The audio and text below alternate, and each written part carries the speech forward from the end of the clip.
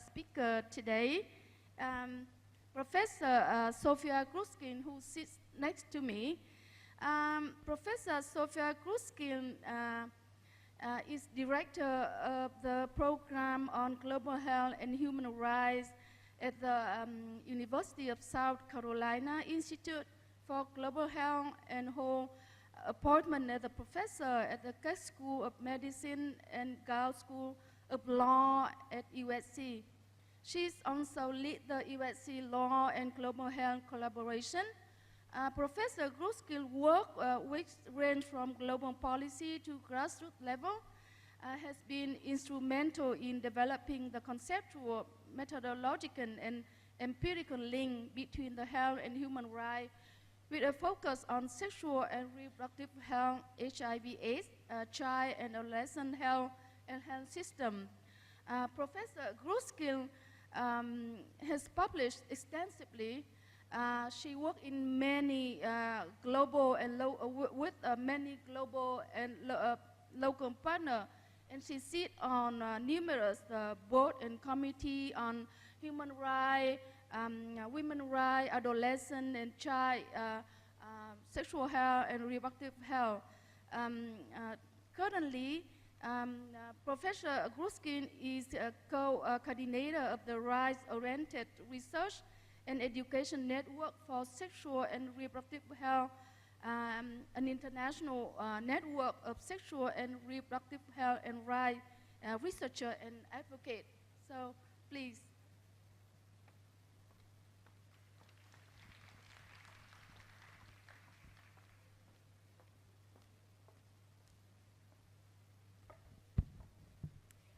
Good afternoon, everyone.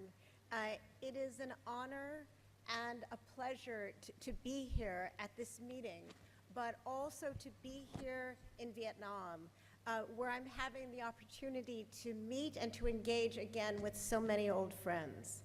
So what I wish to do in my allotted time is to say first a bit about what I mean about these being complicated times, and then move on to what this means for the sorts of actions that we might take.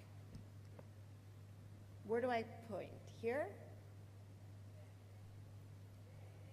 There.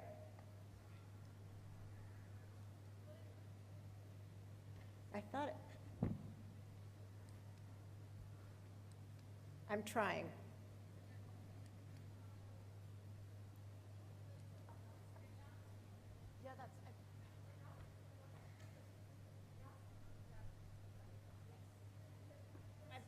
I was much stronger than I needed to. Okay. All right, here we are. All right. So the time. It's a strange time. First, as others have talked about, never in history has there been such an opening up, both societally and legally, to the range of things that we now understand to fall under the rubric of sexual and reproductive health and rights. There's large-scale initiatives everywhere to guarantee contraception and family planning like we haven't seen in decades.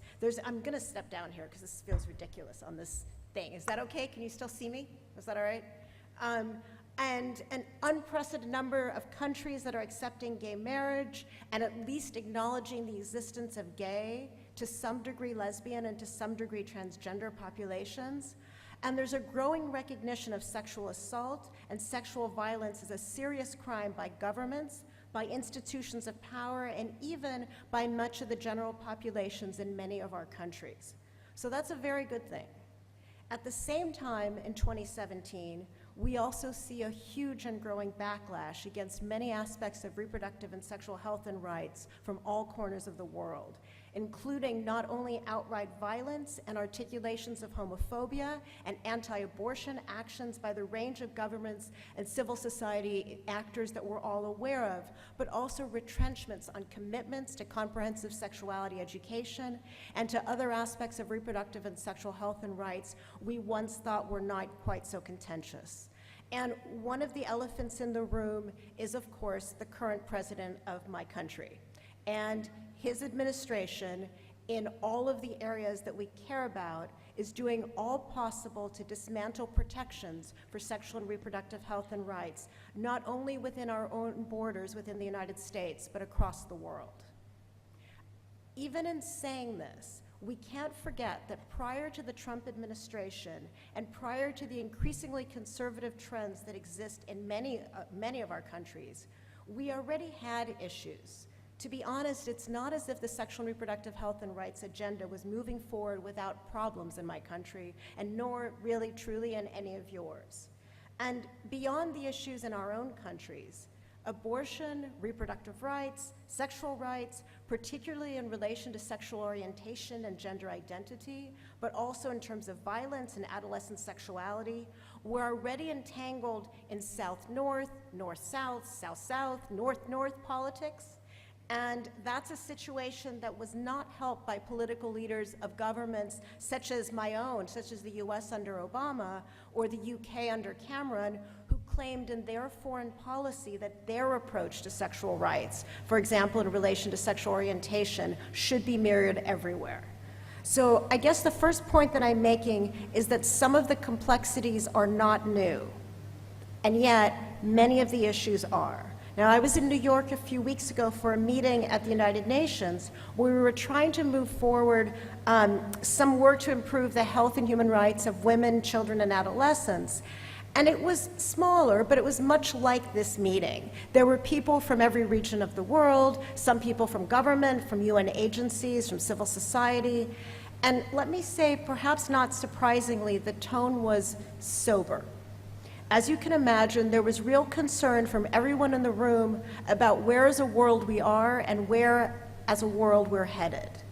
And we all couldn't help but talk about how different things seem now from the time less than 2 years ago, where we had all last been together, putting together the framework coming off of the recent adoption of the Sustainable Development Goals, where the tone, at least in comparison, could now be called almost close to euphoric.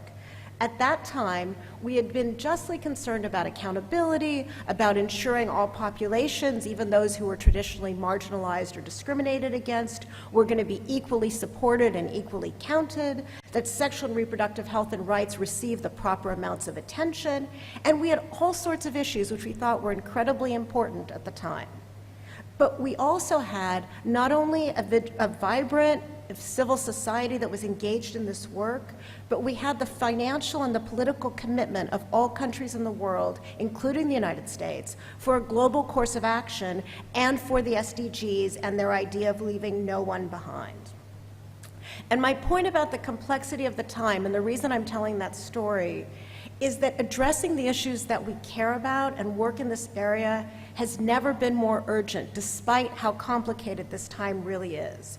And with that, I want to voice a concern, which also I think seems to be underlying some of the conversations since we've arrived here, which is that the more constrained that national spaces are becoming, let alone the larger geopolitical space, that this is leading in some cases deliberately, but also in some cases inadvertently, towards our agreement with or even our complicity in reductionist approaches to sexual and reproductive health and rights. Really important issues are being dropped or being de-emphasized, and this is often justified as a need to go for the quote-unquote low-hanging fruit. But really, I mean, you know this as well as I do. We risk losing attention and support for the tough issues and for ensuring the sexual and reproductive health of the most difficult to reach and most marginalized populations in each of our societies, even if there's a general concern with doing the right thing. Now just think of this in relationship to the SDGs, and particularly this idea of leaving no one behind. Now, again, let's be honest here. From the start, the SDGs recognize sexual and reproductive health and rights in a pretty awkward formulation.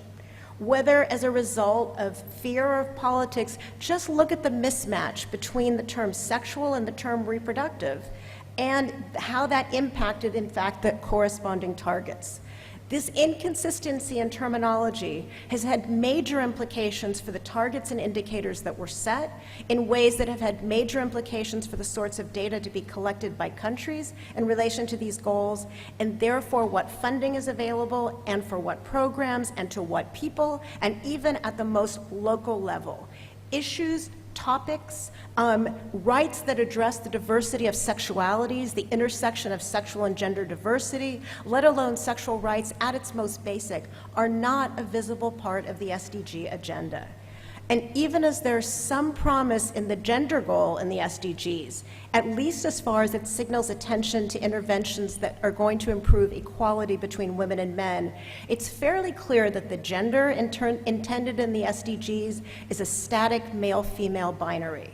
And so, if we see the SDGs as our blueprint for the future, and we want to ensure that no one is left behind, we need to see these limitations clearly and think strategically about how the SDGs can nonetheless be of use so that reproductive and sexual health and rights can flourish for all people, and even in this current political moment.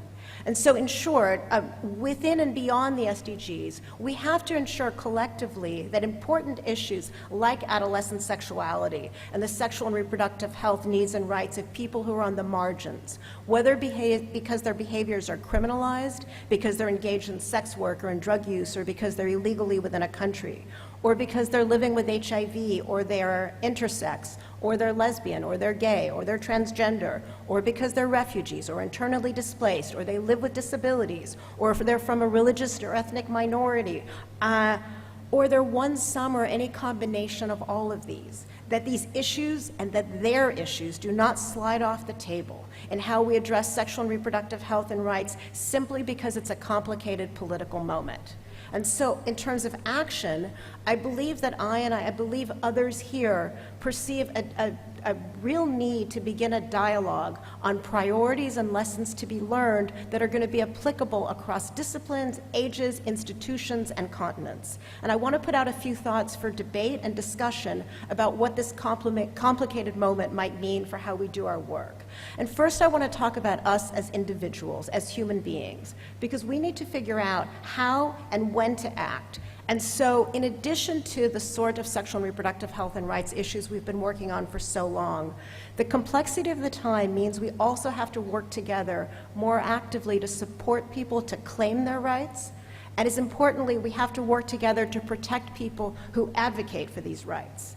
And so here's the thing, even at this meeting, some of us work in sexual health, some of us work in reproductive health, some of us work in abortion, some of us work in HIV, some of us in contraception, and some mix of some of those. But the issue is we don't all have the same priorities. And that means that even for those of us who are here, we may have an expansive view of reproductive and sexual rights in one domain, but not have the same perspective or interest when it comes to other issues. And what I'm getting at is how the nature of the concern with specific topics, ranging from sexual orientation to sex work to abortion, you name it, whatever it would be, can influence the extent to which, even amongst ourselves, we engage in expansive or restrictive approaches to reproductive and sexual rights and to human rights in general. And yet, I truly believe in this moment, that doesn't matter. Efforts are being made daily to weaken global solidarity, to weaken global principles and global institutions. And we need to collectively keep our eye on this bigger picture. Equality, non-discrimination, universalism, these are key to the work we all do. And all of us need to be sure that all these principles remain central to the work that we're doing. We need to see what we do in the context of the broader negative geopolitical changes that are happening, not only for our own corner of sexual and reproductive health and rights, but for SRH work broadly, for human rights, for global health, and frankly, for what we understand our world to be. And we need to put the differences amongst us about these issues and priorities somewhat on the back burner. I was heartened to hear some really excellent examples already in some earlier sessions, but we need a lot more of this. And we need to move towards maintaining broad coalitions, ones that are aimed at preserving our web of international partnerships, from the people that we work with, to how it is that we work together, to how we understand the work that we do within a framework of international relations, and I'm going to use the word international solidarity. Because once these are gone, they will be monumentally difficult to put back together. Focusing on this action and this kind of work is a matter of prudence to all of our work. It's not a luxury and it's not a distraction. So on these issues, we need to speak up, not just sometimes now, but all the time, even if it's uncomfortable within our institutions, but also within national and international spaces, which is why I'm actually speaking about this today. And a second but related point is that if we see hostility, homophobia, xenophobia, racism, sexism, any forms of discrimination that seem to be given more space or becoming more acceptable because of the current political moment, we need to call it out. And we need to trust in the support that we're going to get from colleagues, not only those who work in SRHR, but also allies outside the world of SRHR who are also struggling within the current negative large-scale changes that are occurring and what it means for all that we're doing. At an institutional level, oops, sorry about that. At an institutional level, and I'm going to reiterate what others have said, we have to ensure that we're not looking at just the existence of sexual and reproductive health information and services alone as sufficient. It's necessary, but it's not sufficient. And it means systematically paying attention to the range of human rights issues that you see here. And the thing is, all of these are key to addressing the inequalities that exist and are part of what it means to do a rights-based approach to sexual and reproductive health. And that gets to the question of who. The issue is that basically who is to do this work? And in this respect, my biggest concern, believe it or not, is not about what's happening now. My biggest concern is about the next generation, people who are growing up in the current political space. Now, we all know that sexual and reproductive health and rights generate strong opinions that are often steeped in social values and ideology, in religion and morality. The next generations of researchers, of implementers, of policymakers and advocates, how or what they understand about sexual and reproductive health and rights is key to where the field is going to be in 10 years, let alone in 20. Education and training is core to this. There are wonderful young people at this conference, but beyond that, things are not in good shape.